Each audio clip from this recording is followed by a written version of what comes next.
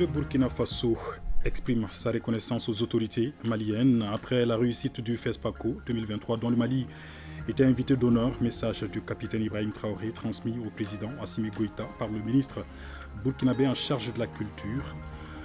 Le chef de l'État a également reçu les nouveaux membres du Conseil supérieur de la magistrature. C'était une rencontre de prise de contact. Ce 7 avril est célébrée la Journée mondiale de la santé, thème de l'édition 2023, la santé pour tous. Cette célébration est couplée au 75e anniversaire de l'OMS. Les actions de l'organisation au Mali ont été magnifiées. Le consommé local en ce mois de Ramadan, on en parle dans le grand format de la rédaction. Nous vous ferons découvrir différents types de mets à base de produits agricoles du Mali.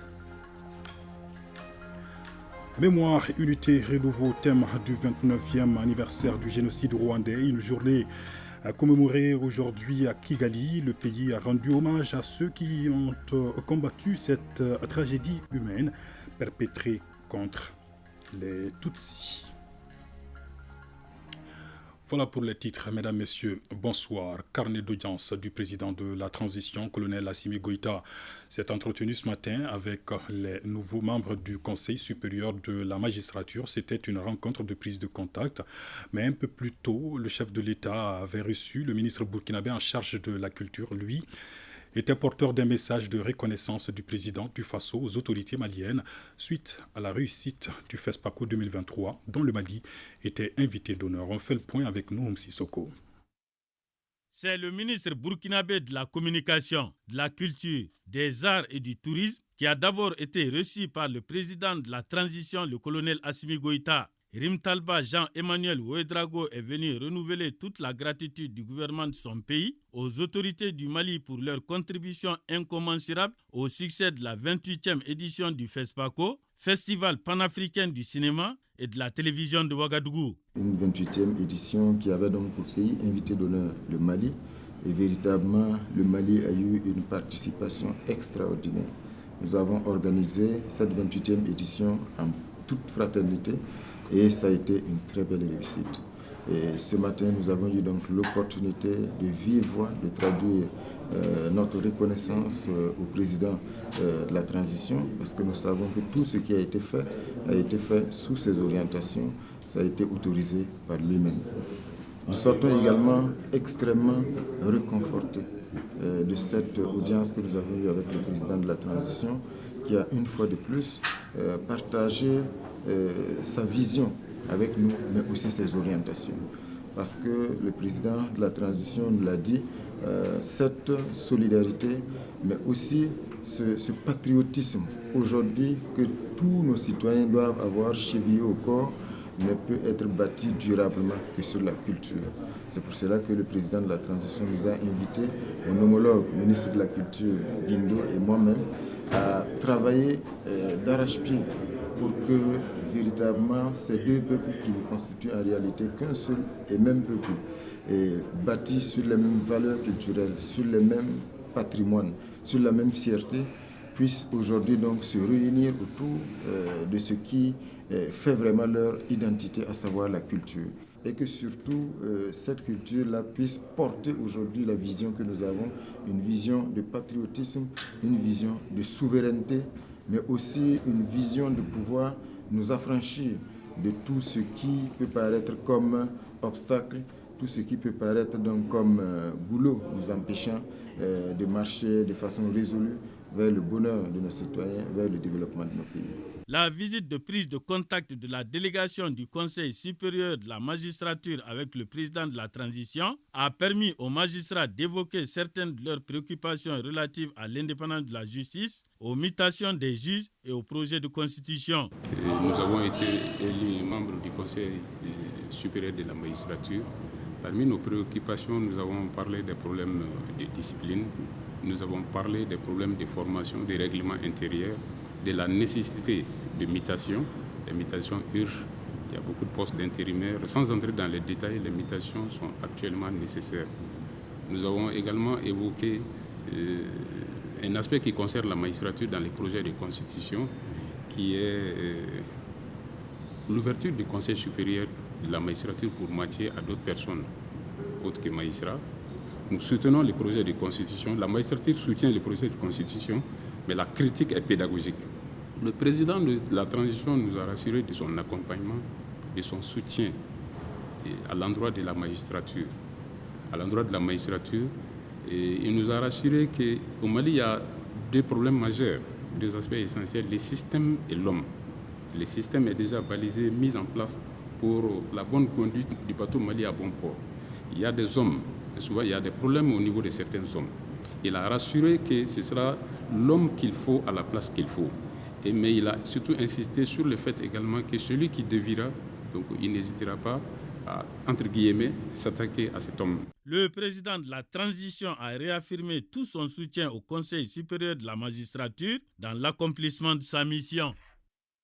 Et justice, toujours avec moi en plateau, Abdoulaye Sako. Bonsoir. Bonsoir Ibrahim Traoré. Avec vous, un communiqué de l'Association des jeunes magistrats du Mali qui vient de nous parvenir. Effectivement, bonsoir fidèles téléspectateurs de ORTM 1. L'Association des jeunes magistrats du Mali constate avec beaucoup de regrets que de plus en plus certains magistrats s'adonnent à des sorties médiatiques inconvénientes pour commenter des procédures judiciaires pendantes devant les juridictions ou pour soutenir des revendications d'ordre politique ou tout au moins à connotation politique et participent même à certaines activités avec des partis politiques. L'AGEMA rappelle avec gravité que l'État de magistrat impose le respect de certaines valeurs d'éthique et de déontologie, notamment le devoir de réserve qui implique pour le magistrat l'obligation de s'abstenir à prendre des positions publiques et anticipées dans les procédures judiciaires ou à participer aux activités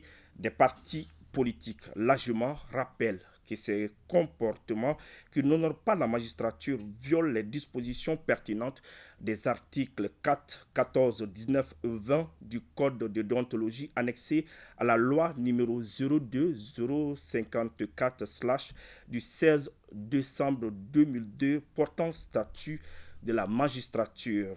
Ces articles disposent respectivement, le magistrat doit promouvoir et développer en toutes circonstances des normes élevées de conduite. Il doit en particulier éviter tout comportement susceptible d'ébranler la confiance du public en la primauté du droit et à l'indépendance de la magistrature. Le magistrat s'abstiendra d'activités comme l'adhésion à un groupe ou à une organisation, la participation à un débat public lorsque ces activités risquent d'entamer l'image d'impartialité de la magistrature relativement à des questions susceptibles d'être soumises aux tribunaux.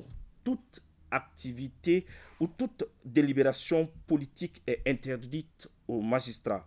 Le magistrat doit en particulier s'abstenir d'adhérer aux partis politiques et de procéder à la collecte de fonds politiques, de participer aux réunions politiques et à des activités de financement politique, de contribuer aux partis ou aux campagnes politiques, de participer publiquement à des débats politiques, sauf sur des questions concernant directement le fonctionnement des tribunaux, l'indépendance de la magistrature ou des éléments fondamentaux de l'administration de la justice, de signer des pétitions visant à influencer une décision politique. L'AGEMA précise que le magistrat ne saurait s'abriter derrière la personne morale d'une association, d'un syndicat ou d'un statut de procureur de la République pour se défaire de son devoir de promouvoir et développer en toutes circonstances des normes élevées de conduite. L'AGEMA invite par ailleurs tous les procureurs du Mali à observer dans leur communication et action quotidienne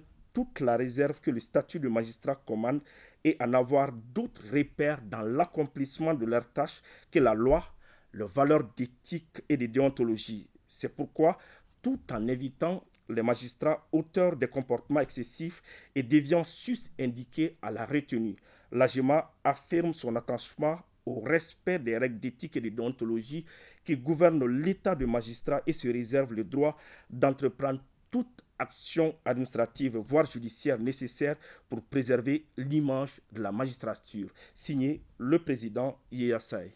Ibrahim Traoré. Merci beaucoup, Abdoulaye Sako. Œuvre sociale du président de la transition. Les équipes sillonnent actuellement le pays. Cap ce soir sur Caille. La conseillère spéciale du chef de l'État a remis d'importantes quantités de vivres aux veuves de militaires de la zone de défense numéro 4.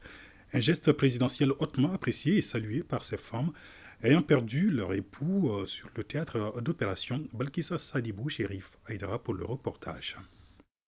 Au total, ce sont 80 sacs de riz et plusieurs sacs de mil, de sucre et de bidons d'huile qui ont été offerts par la conseillère spéciale du président de la transition aux veuves de la 4e région militaire. Ce geste présidentiel réconfortera à coup sûr, en ce mois béni de Ramadan, ces femmes dont les époux ont perdu la vie en défendant la patrie.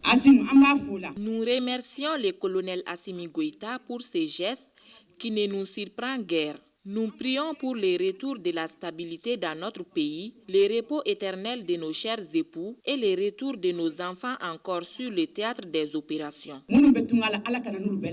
Cette donation composée de vivres vient à point nommé en ce mois béni du Ramadan. Ces œuvres touchent du doigt les objectifs de la hiérarchie militaire, du service social des armées et le bureau action sociale de la zone de défense numéro 4 en particulier, en termes d'assistance aux militaires qui ont perdu leur vie en défendant notre chère patrie. Dans son intervention, le gouverneur de la région de Caille a rassuré ces veuves de militaires de l'accompagnement sans faille des autorités de la transition. Que ces veuves et ces enfants sachent qu'ils ne sont pas seuls et qu'ils ne resteront jamais seuls, que les plus hautes autorités sont avec eux, que leurs maris, leurs papas ne sont pas partis pour rien et que nous resterons là à côté d'eux, à commencer par son Excellence, le colonel Assimi Goïta. On ne dira pas des dons, on dira plutôt un accompagnement du chef suprême des armées envers les veuves et les orphelins de ses compagnons d'armes qui sont tombés sur les théâtres d'opération. C'est un mois sacré, le mois de Ramadan. Dire à ces veuves-là que leurs maris sont partis, mais que beaucoup d'autres maris seront là pour les aider, à commencer par le président de la transition, le colonel Assimi Goïta, chef suprême des armées. Cette démarche de la conseillère spéciale du président de la transition et son équipe est organisée par le service social des armées et concernera d'autres régions du Mali. La cérémonie de remise a été suivie d'une visite du centre social construit au sein du camp Mamadou Lamine Dramé pour l'association des femmes des camps du Mali. Intéressons-nous à présent au consommé local en ce mois de Ramadan. Vous allez voir différents types de mets à base de produits agricoles maliens. Bemba Sibi, notre reporter, est allé à la rencontre notamment de l'association des Sœurs Unies des logements sociaux de Tabakoro et l'association régionale des transformateurs de riz. Le reportage.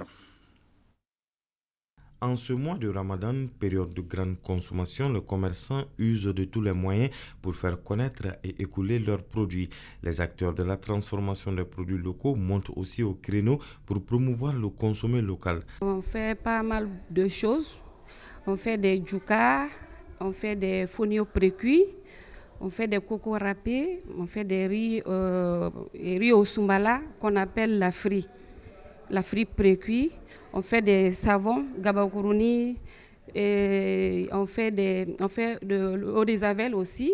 Il est temps de consommer malien, franchement, parce qu'on a tout ici comme il faut. C'est le même combat pour les membres de l'association régionale des transformateurs de riz qui ont mis une touche d'innovation à leur panier Ramadan. Il est essentiellement composé de produits locaux à base de riz. On a fait ce panier d'abord pour nous valoriser. Nous travaillons essentiellement sur le riz. On est tous des femmes qui font la transformation agroalimentaire et nous vivons de ça. Et on a essayé de nous démarquer par rapport à une filière qui est la filière riz. On a innové en plusieurs recettes alimentaires pour non seulement les personnes âgées, les femmes enceintes allaitantes, les enfants, parce qu'on fait une farine infantile également à base de riz FTV, et les personnes du 3e âge, le laro et autres qu'on a tantôt parlé, c'est pour les personnes âgées. Ces dames ont déjà créé leur marque. Le processus de labellisation est en cours. L'objectif est de pouvoir vendre ces produits sur le marché local et dans les 17 pays de l'OAPI.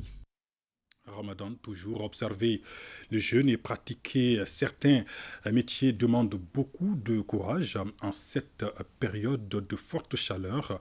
Eh bien, c'est le cas avec ceux qui travaillent avec le feu, donc notamment au niveau de Médina-Koura, en commune 2 du district de Bamako. Ce sont des artisans, forgerons ou encore des ferrailleurs. Ils transforment des métaux usés en divers équipements. On en sait davantage avec Aliou Abdoulaye Touré.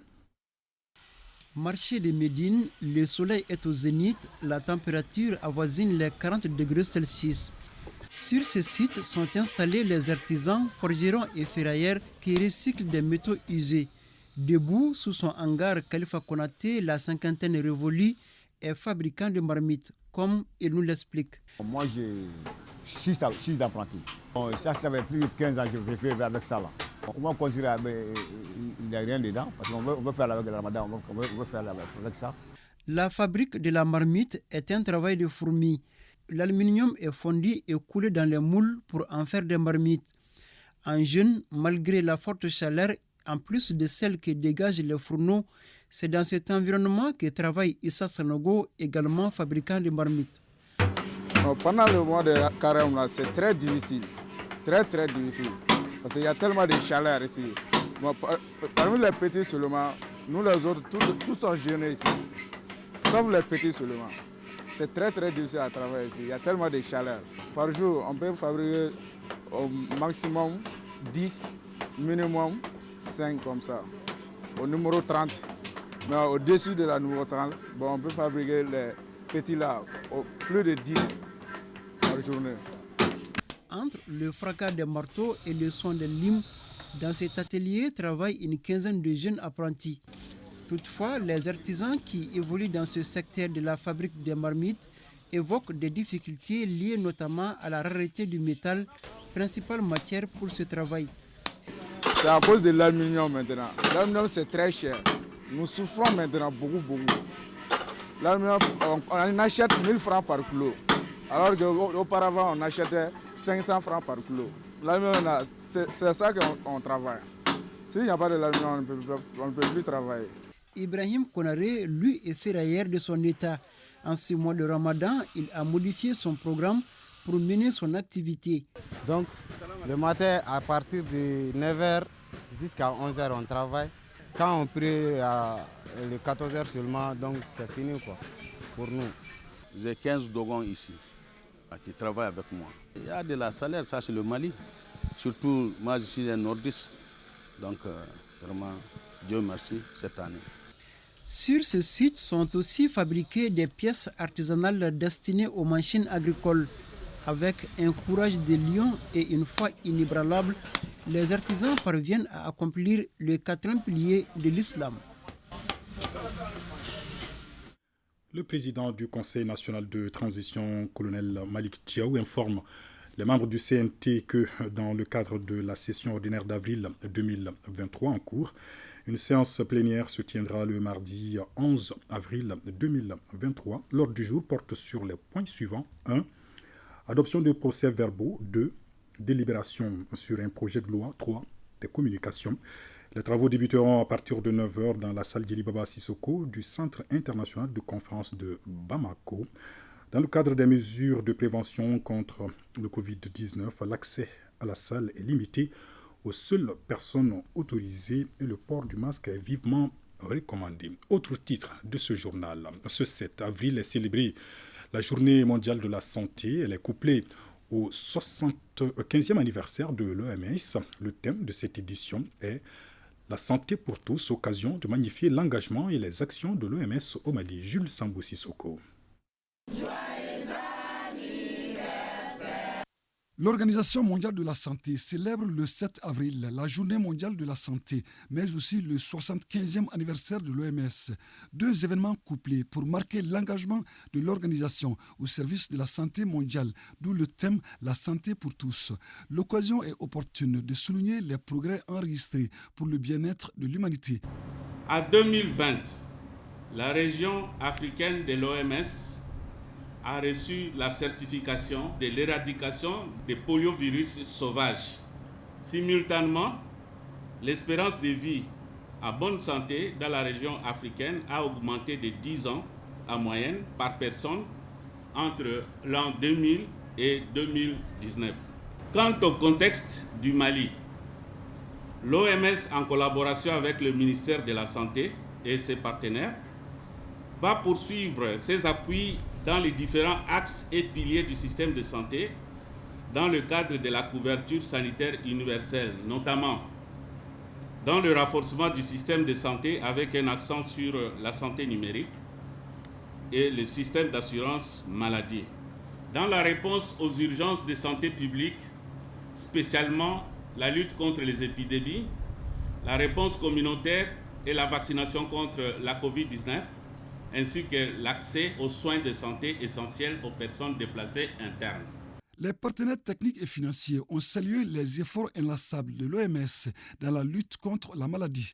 Le ministre de la Santé et du Développement social, Mme Djeminatou Sangaré, a de vive voix magnifié l'accompagnement de l'OMS dans les politiques de santé au Mali. Aujourd'hui, nous sommes en train de travailler sur 3 axes principaux qui ont comme objectif la santé pour tous. Le premier axe, c'est d'assurer l'accessibilité géographique des soins de qualité à tous sur le territoire malien. Le deuxième axe, c'est de mettre en œuvre le mécanisme de financement de la demande de soins qui va permettre à tous de pouvoir aller se faire soigner dans un centre de santé. Et le troisième axe, c'est la prise en charge de la santé des indigents. Nous avons enrôlé plus de 3 millions d'indigents qui ont commencé à bénéficier de soins gratuits.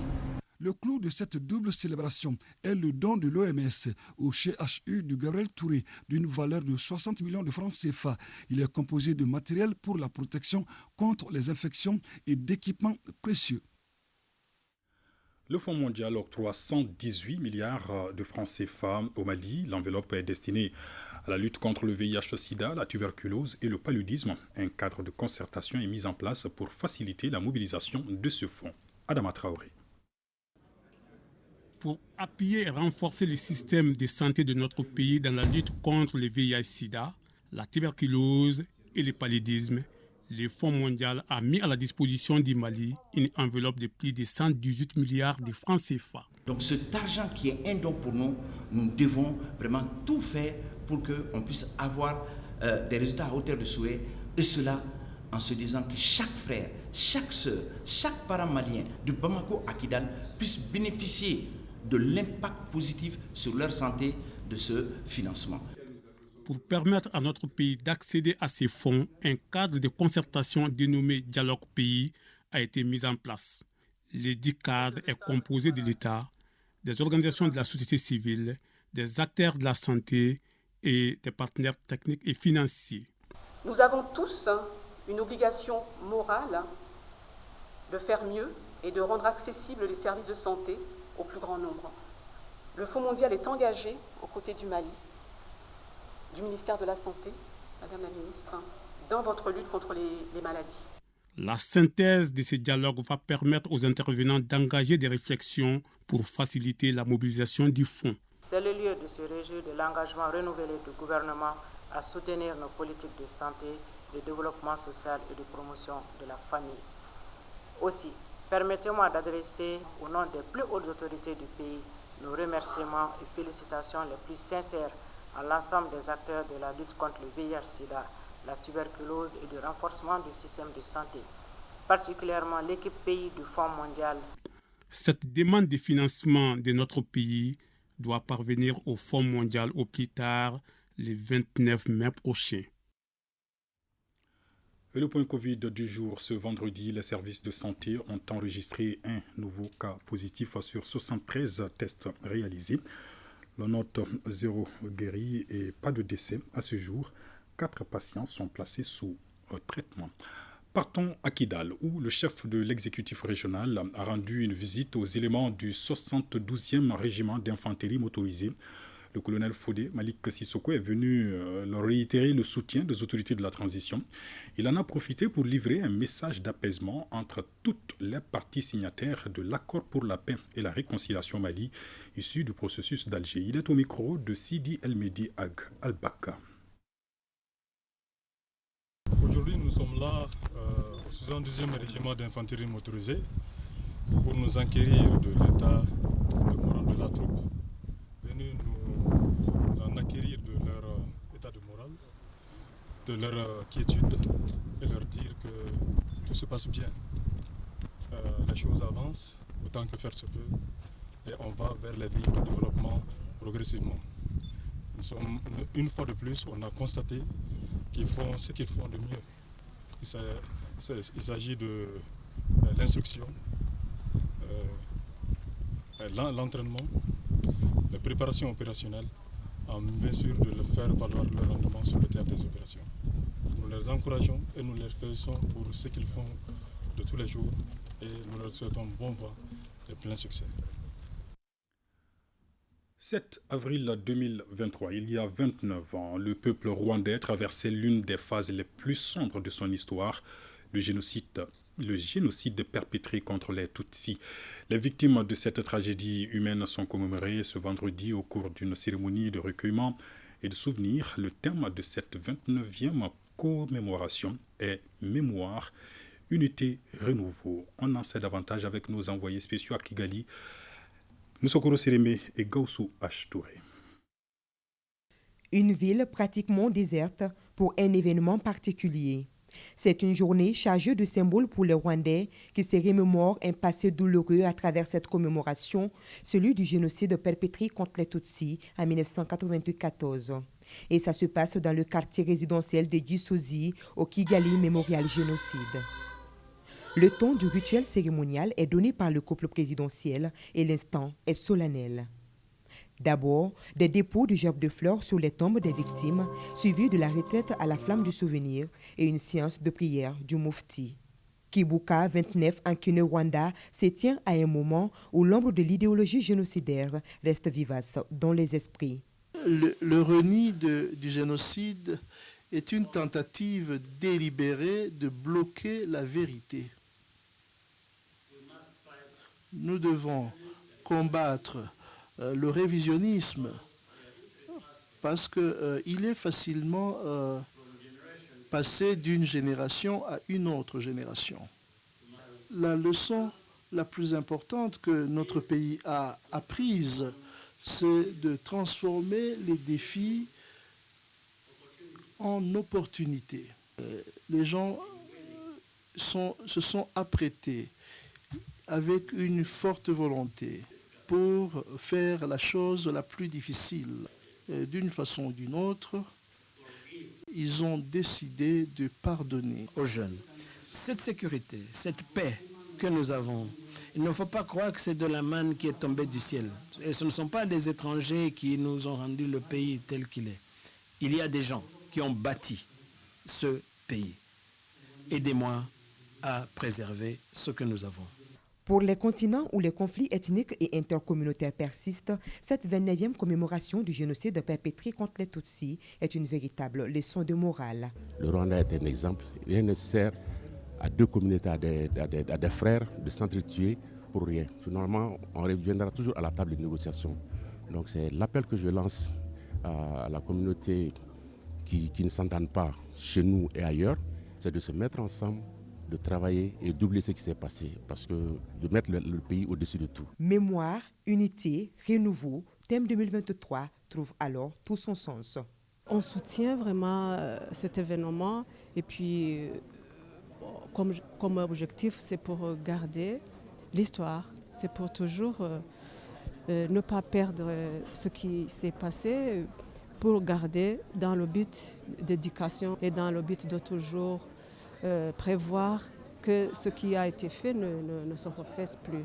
À cette cérémonie de recueillement, le président Paul Kagame a tenu à exprimer sa reconnaissance à tous les partenaires qui ont soutenu le Rwanda dans la recherche de la justice et du développement.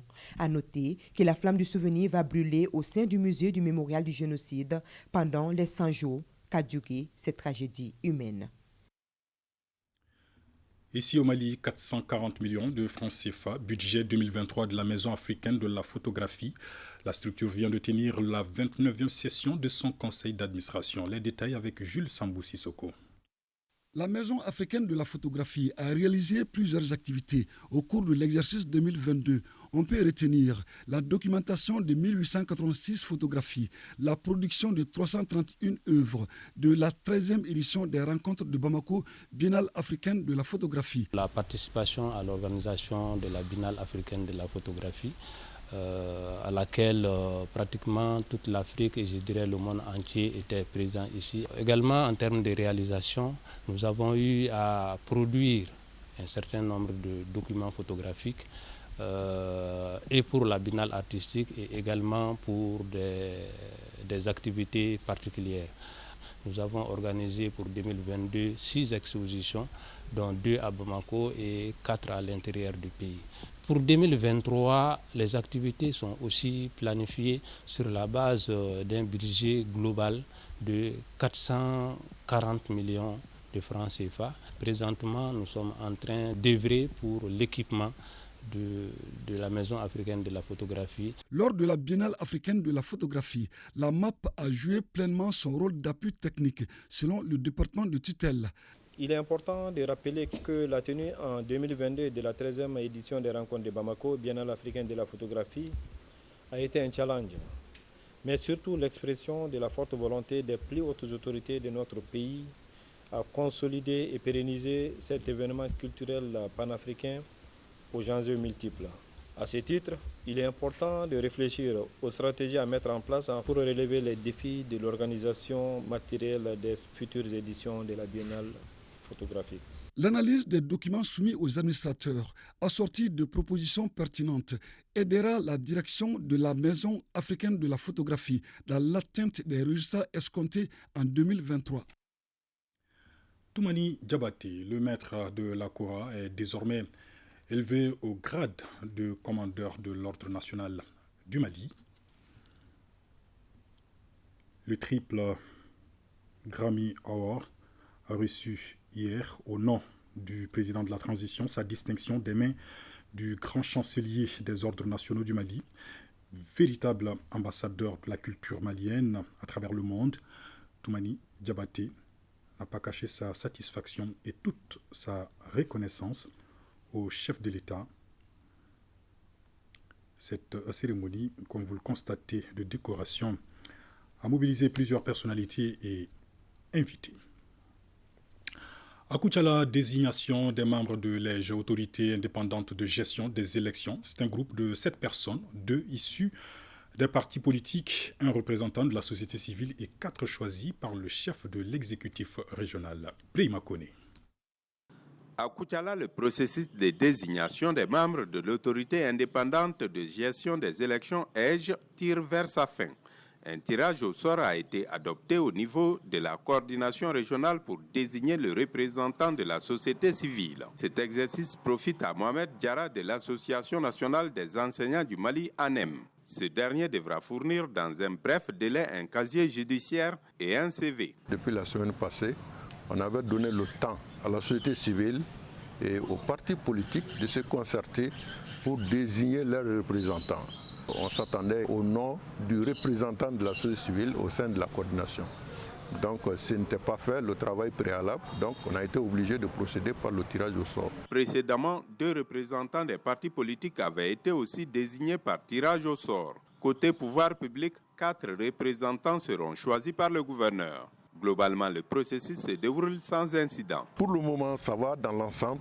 Nous n'avons rencontré aucune difficulté. Voilà, ils n'ont pas encore commencé à travailler pour le faire. Il faut que, en tout cas, tous les représentants soient connus.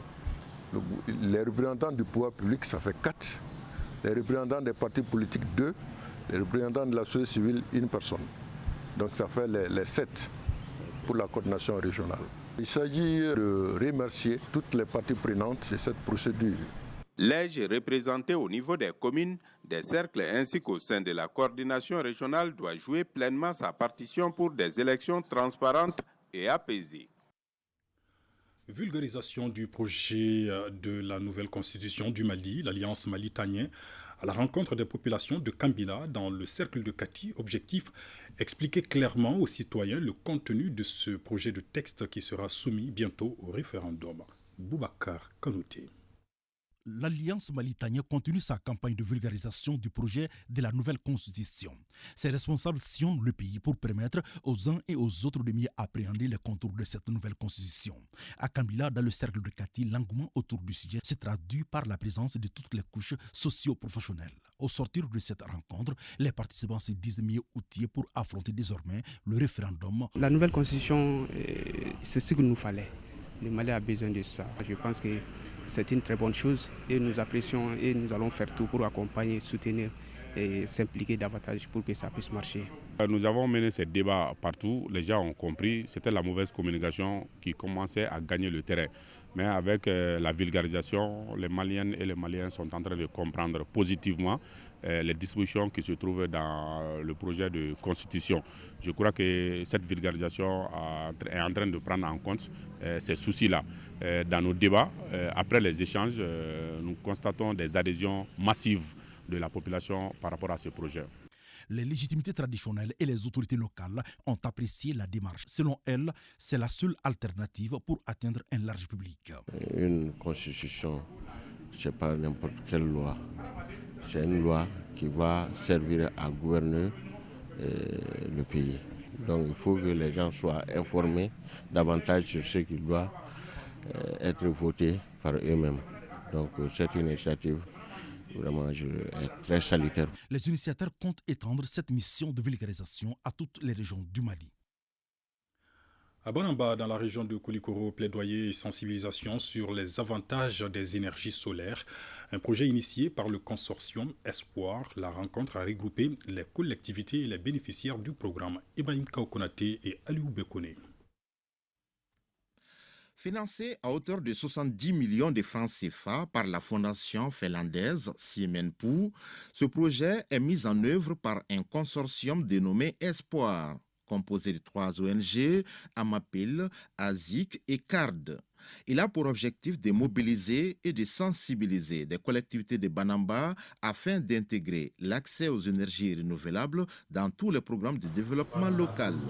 Aux élus locaux, nous voulons dans un premier temps leur inviter à revoir leur plan de développement parce que pour voir les niveaux de degré d'implication dans les plans de développement des questions d'énergie renouvelable, notamment des énergies solaires. Dans un second temps, appuyer les couches vulnérables pour qu'ils puissent accéder à ces fonds. Le projet est venu à point nommé car il est une des attentes de nos populations. Nous, collectivités, nous ne ferons qu'accompagner le présent projet. À travers ce projet, le consortium Espoir entend contribuer à l'autonomisation des femmes, des jeunes et des personnes vivant avec un handicap. Je suis très contente de l'avènement de ce projet car il vient aider les femmes de Banamba qui souffrent beaucoup. Des phénomènes de changement climatique se ressentent potentiellement sur des couches vulnérables. L'alternative est de se focaliser sur l'exploitation des énergies renouvelables existant en quantité illimitée au Mali. Le projet de plaidoyer pour l'adoption des facilités d'accès des communautés vulnérables aux énergies renouvelables intervient dans les 19 communes des cercles de Banamba et de Kolokani pour une durée de 2 ans. En troisième région, on prépare le démarrage de la phase 2 des interventions au niveau de l'enseignement secondaire général, technique et professionnel. Les travaux sont lancés par le projet pour l'autonomisation des femmes et le dividende démographique au Sahel. Les explications avec Yuru Diabaté et Amadou Dolo. La scolarisation des filles et leur maintien à l'école jusqu'à la fin du cursus scolaire constitue une priorité du gouvernement de la République du Mali. C'est en appui aux efforts de l'État dans ce processus que le projet pour l'autonomisation des femmes et le dividende démographique au Sahel Suède-Mali lance à Sikasso les travaux préparatoires de la phase 2 du démarrage des interventions au niveau de l'enseignement secondaire général, technique et professionnel. Nous avons fait des études et on a constaté qu'il y a un fort taux d'abandon après le DF, d'où l'intérêt pour nous et la volonté d'accompagner ces filles au-delà du DF pendant cette deuxième phase. Suivre ces filles depuis le fondamental jusqu'au niveau du secondaire. Et ça, c'est une bonne initiative et ça, c'est une première. Et c'est pourquoi nous avons voulu vraiment accompagner le projet dans tout ce que le projet entreprend au niveau de l'académie de Sikasso. La session regroupe les directeurs d'académie, les proviseurs des lycées des régions de Bougouni, Koutiala, Sikasso et du district de Bamako. Il s'agit pour ces acteurs d'apporter leur contribution à la réussite de la phase 2 de ce programme. Cet atelier technique a permis de cibler 243 établissements de l'enseignement secondaire général, technique et professionnel dans les régions d'intervention du projet dont 39 à Ségasso, avec 10 000 filles répertoriées sur les 17 000 accompagnées. La présentation de la synthèse des résultats de la phase 1, niveau fondamental 1 et 2, a constitué les moments forts de ce lancement. Vous avez dû remarquer une interruption dans la diffusion du journal de ce soir chez certains rediffuseurs. Interruption due à des intempéries, nous signalent nos services techniques. Nous nous en excusions. Ainsi va l'actualité ce soir. Merci de nous avoir suivis. Très bon moment de télévision à notre compagnie. Bonsoir.